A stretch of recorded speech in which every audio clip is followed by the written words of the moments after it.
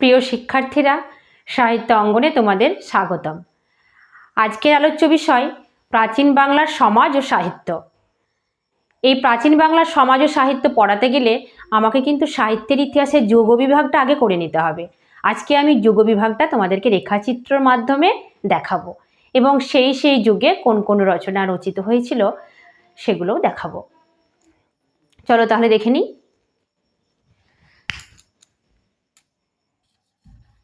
বাংলা সাহিত্যের ইতিহাস। বাংলা সাহিত্যের ইতিহাস।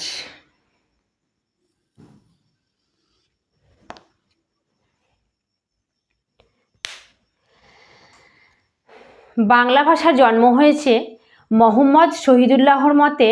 ডক্টর মোহাম্মদ শহীদুল্লাহ, ডক্টর মুহাম্মদ শহীদুল্লাহ, মুহাম্মদ শহীদুল্লাহ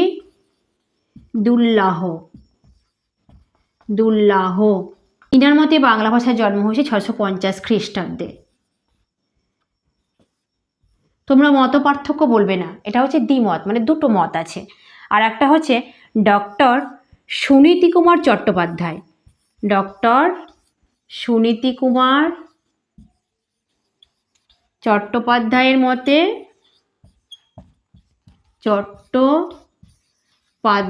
মতে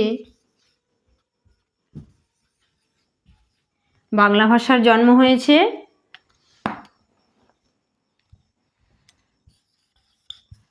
বাংলা ভাষার জন্ম হয়েছে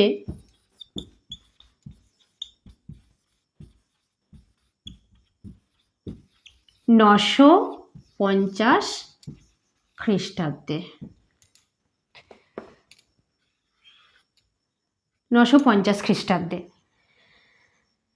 যদি আমরা 950 খ্রিস্টাব্দের মতটা ধরে নিই ডক্টর সুনীতি কুমার চট্টোপাধ্যায়ের, তাহলে পরে বাংলা ভাষার জন্ম হচ্ছে 1000 বছরের কিছু বেশি। তাহলে বাংলা ভাষার জন্ম হয়েছে 1000 বছরের কিছু বেশি আগে, মানে বাংলা ভাষার বয়স হচ্ছে 1000 বছরের কিছু বেশি। বাংলা ভাষা যেই সূতিকাগৃহে জন্ম নিল, মাগধী প্রাকৃতের খোলস ছেড়ে সূতিকাগৃহে বাংলা ভাষার যেই জন্ম হলো, সেই বাংলা ভাষায় সাহিত্য রচনা শুরু হয়ে গেল এবং আজ পর্যন্ত চলছে। তো এই 1000 বছরের বাংলা সাহিত্যের ইতিহাসকে 3টি যুগে ভাগ করা হয়। কটি যুগে? মূলত 3টি যুগে ভাগ করা হয়। আমরা তাহলে দেখে নিই।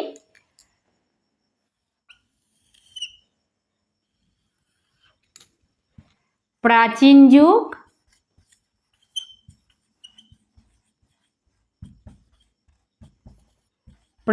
যুগ, সময়কাল হচ্ছে 950 খ্রিস্টাব্দ থেকে 1200 খ্রিস্টাব্দ পর্যন্ত। তারপরে হচ্ছে মধ্যযুগ,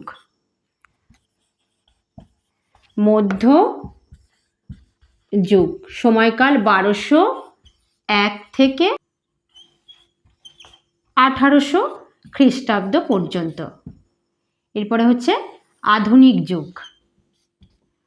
আধুনিক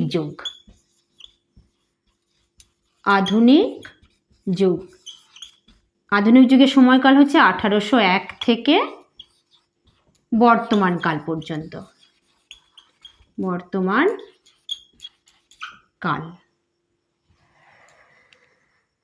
প্রাচীন যুগে 4টি গ্রন্থ রচিত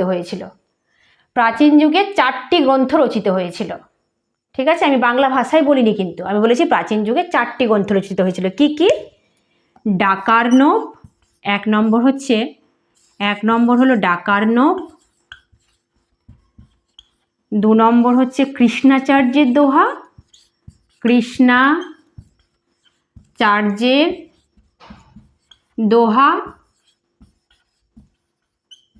3 নম্বর হচ্ছে সরহপাদের দোহা,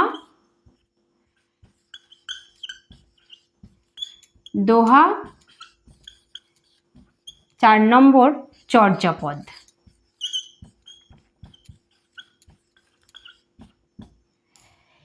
এই 4টি গ্রন্থ রচিত হয়েছিল প্রাচীন যুগে। কখন? প্রাচীন যুগে, মানে 950 থেকে 1200 খ্রিস্টাব্দের মধ্যে। ঠিক আছে, তার মধ্যে এই চর্যাপদ হচ্ছে বাংলা ভাষায় লেখা। চর্যাপদ শুধুমাত্র বাংলা ভাষায় লেখা, শুধুমাত্র চর্যাপদ, ভুলে গেলে হবে না আমাদেরকে। ঠিক আছে, এবার আমরা মধ্যযুগের ভাগটা দেখে নেব। মধ্যযুগ,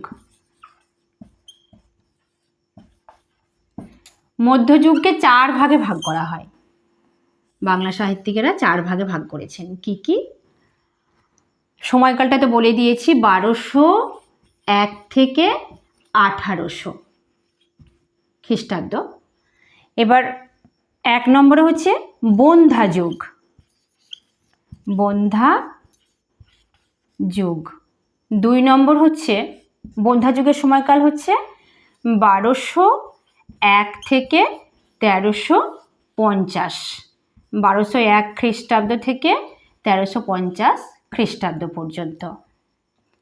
তারপরে হচ্ছে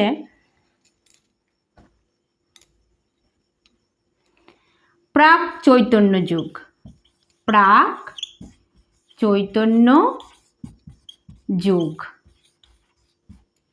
প্রাক চৈতন্য যুগের সময়কাল হচ্ছে 1351 থেকে 1500 খ্রিস্টাব্দ পর্যন্ত, 1351 থেকে 1500। আর চৈতন্য যুগ, চৈতন্য যুগ, চৈতন্য যুগের সময়কাল হচ্ছে 1501 থেকে 1600 খ্রিস্টাব্দ পর্যন্ত।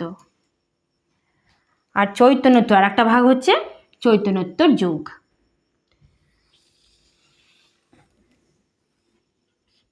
চৈতন্যোত্তর যুগ,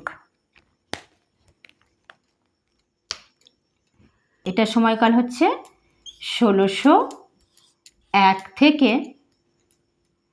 1800 খ্রিস্টাব্দ পর্যন্ত। এই যে মধ্যযুগের এই সময়টাকে, মানে 1201 থেকে 1350 খ্রিস্টাব্দ পর্যন্ত সময়কে বন্ধ্যা যুগ বা অন্ধকার যুগ কেন বলা হচ্ছে? কারণ 1202 কিংবা 3 খ্রিস্টাব্দে তুর্কি আক্রমণ ঘটেছিল। তুর্কি আক্রমণ ঘটার ফলে কি হয়েছিল? বাঙালির জীবনে রাজনৈতিক বিশৃঙ্খলা তৈরি হয়েছিল, সামাজিক বিশৃঙ্খলা তৈরি হয়েছিল। তার ফলে মানুষের মনে শান্তি ছিল না। যারা শিল্পী তারা কিন্তু তাদের সৃজনশীলতার পরিচয় দিতে পারেনি। সেই সময় কোনো সাহিত্য রচিত হয়নি, সেই কারণে সেই সময়কে বলা হয় অন্ধকার যুগ বা বন্ধ্যা যুগ। বেশ, এরপরে আমরা প্রাচীন যুগের চর্যাপদ নিয়ে আলোচনা করব। তোমাদের যদি ক্লাসটা ভালো লাগে, সাহিত্যের ইতিহাসের যুগ বিভাগটা যদি ভালো লাগে, তোমরা কিন্তু অবশ্যই সাবস্ক্রাইব এবং লাইক করে দিও।